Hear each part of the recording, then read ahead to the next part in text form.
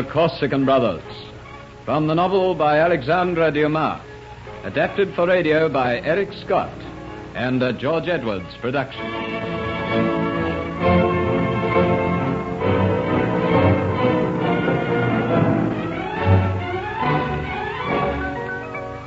When Pierre Godet had persuaded Louis de Franchi to leave France and make his home in Corsica, Louis, in his suicidal frame of mind, was whipped from his lethargy when he found himself bound to the back of a horse, traveling on one of the mountain sides of the great range which ran from north to south of the island. Dino Guidici and his brother Pietro were leaning over him, and as yet he could not comprehend their meaning. He did not realize that they had mistaken him for his brother Lucien. So you thought to escape, eh? How did you do it? How did you get out of the locked room? I don't know what you're talking about. Why this mock innocence? The game is up now, de Franchi. You can't escape your fate. It was meant that you should be flogged. And I can tell you now there'll be no nursing back to health and strength. No prevaricating. Where are you taking me? To our home. You'll be staked in front of the house and flogged until you're dead. You're crazy, both of you. I tell you I'm not Lucien de Franchi. Not Lucien de Franchi? What do you take us for? Oafs, dunderheads? You will not be Lucien de Franchi before the sun sets tomorrow evening. You will be but a shell of the former man, a cadaver. But before you die, you will suffer. It might interest you to know that I was humiliated because you escaped. Escaped? Then Lucien got away. I'm glad. Glad that he's been recaptured? I tell you, you've made a mistake. I've just come from France. You talk of my brother. Your brother? Ha. Since when has this myth been invented? Come, Pietro. Let us get in our way. There's no time to lose. This man escaped us. Now we take him back and tie him to the whipping post. Quickly, whip up your horse.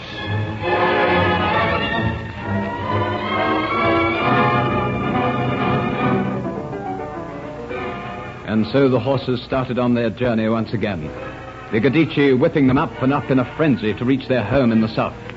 For this was a frenzy nurtured by a frustrated bloodlust due to the escape, but which was now unexpectedly to be gratified, it seems. This de Franchi, whom they thought was Lucien, was their prisoner once again. Quickly to the whipping post as soon as possible, and this time no mishaps. Through the thickly wooded valleys they picked their way, ravines smelling of moss, green leaves, of rotting vegetation, of death and growth. Over the bony ridges, down precipitous slopes and across swiftly flowing rivers, and finally past the cascading waterfall which marked the spot where Lucien was to meet his mother on the night of the escape. Then up the side of the hill which led to the Guidici home. Marianne saw them coming.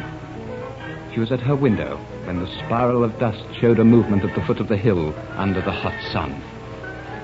Later, when they were closer, she saw that there were 3 horses. Her father and uncle rode 2, that was plain. But the third... What was that sack-like object strapped to its back?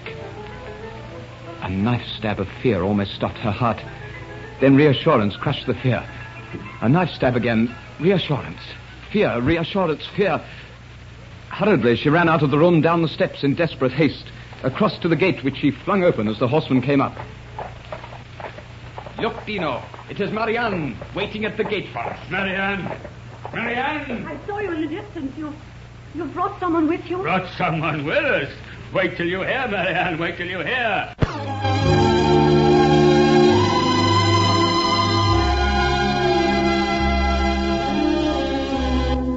Emile! Quickly take his horses. Look, Marianne.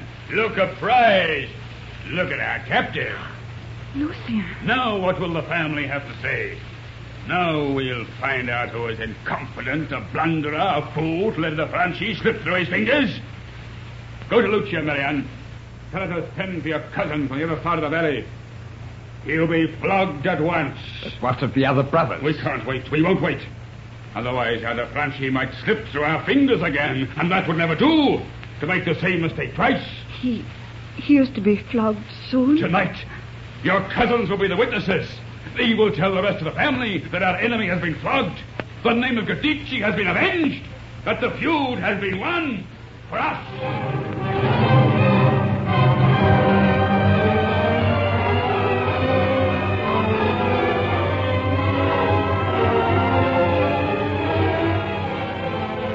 Marianne stood mutely by, while Louis de Franchi was dragged from his horse, thrown into the coach-house, and a heavy guard put outside. All through this operation, her eyes never met his, for fear she betray the terror that was in her heart. Meanwhile, in Ajaccio, Pierre Godet, frantic, since he had walked almost all through the town to every house, down every street, came back to the inn. Why, Monsieur Godet, did you find your friend? No, barman. And now I'm desperate. Something has happened to him, something very serious. But what could happen, monsieur? He was in very low spirits before he left Paris. He tried to take his life. I fear that he might have done something very foolish. Oh, but monsieur, how could that happen? This town, somebody would know. A shot from a revolver. The finding of a body if he used a knife. I've searched and searched. You inquired of the police? Oh, yes. They've been helping me.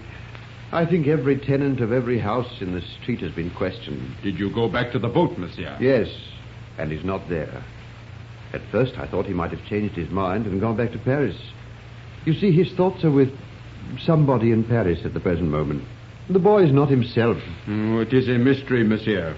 Tell me exactly what happened after I left. I have already explained.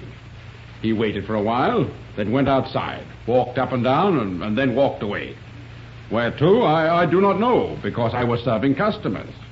But it seems impossible to vanish into thin air like this. If one of the horses had gone, I could have understood. I would have said that he'd gone off riding by himself. Surely he wouldn't walk into the mountain. Very unlikely, monsieur. And on such a day as it was today, so hot, with summer upon us, almost too early in the year. I think I'd better go back to the police and find out if they can give me any news. Should he arrive, send him directly to the police station. Oh, but certainly, monsieur. I shall do exactly as you say.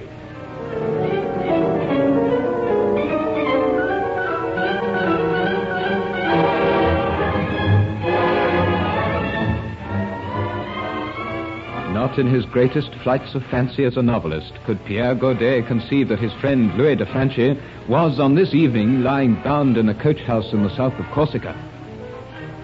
The hour is drawing towards midnight, and already a half moon pushes its way up over the rugged mountains. In the house, all are waiting for the Gadici cousins to arrive for the flogging. And Marianne, who has been sitting in her room looking through the window down to the coach house and wondering what goes on in the mind of the man within, finally comes to a decision. Flinging open the door, she walks down the stairs, tells the guards to stand outside, walks into the coach house and closes the door behind her. Her air is almost defiant. If my father comes, I will tell him that I've come to gloat. Well, why don't you say something? You know why I've come, Lucien. Who are you? It is all right. The guards can't hear. These doors are thick. Oh, Lucien, whatever happened? I don't know. To be quite candid, I'm still trying to piece it together. But first, let me tell you, I'm not Lucien. I tell you, nobody can hear us. Oh, my heart, what have you done? What have you done? That's it. What have I done? All I can remember is that I was in Ajaccio waiting for my friend. I heard the sound of a brook through some trees. I walked through the trees and I just remember no more. Oh, please don't be upset. Not on my account. I'm not the man you think I am. Why do you talk so strangely? You're mistaking me for someone else. My brother. Your brother? Yes, my brother, Lucien de Franchi. I am Louis. You see, Lucien is my twin brother. I've come from Paris, and it was only this morning that I was in Ajaccio that this happened. Your father must have mistaken me for my brother. Is this a game? It's no game. I assure you it's the truth. You have no brother. Well, it was not generally known. I was brought up in Paris. Now I've come over here to live with my family. At least, that was my intention. But now, well, I understand that the Gadici are our mortal enemies. What will happen to me? Will they really kill me? You have no brother. I know it's so hard to believe, but we're so very alike. When you came in, you seemed friendly. Surprised me. I thought you must be a friend of my brother's. But now, why, what's the matter? So, you choose to forget. Forget what? You choose to forget that you professed your love for a Gadici, and that a Gadici professed her love for you. This is your way of showing me that a Gadici is not worthy of your love. You're mistaken if you still think that I'm Lucien. If I still think you're Lucien. What do you think I am, Lucien de Franchi? So you're not Lucien, eh? You're not Lucien. Very well. This is all the proof I need. What are you doing? What are you doing? My shirt. So you are not Lucien de Franchi. You are not the man who was nursed back to health. The man who was stabbed where that bandage is now. Oh, if you'll let me explain, mademoiselle, this bandage, it happened in Hold your tongue. I don't want to hear any more. So, I'm not good enough for you, and you choose to forget me. You choose to forget that night when I led you across the rose garden, through the gate to your horse, when you told me you would pray for the time when we should meet again, pray every night of your life. Instead, you deny me, just as though I'd never existed. Take that, and that, you de Franchi. Mademoiselle, And please. that is a mere nothing to what you will feel across your back within the next hour. Lash after lash after lash. And I shall be counting them, exulting in them, until your last breath of life is gone.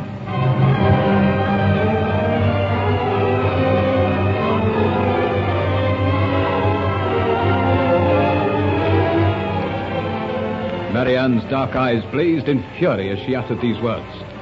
Louis, aghast at the storm let loose, could say nothing. It seems that Louis's doom is sealed. Make sure you hear the next enthralling episode of The Corsican Brothers.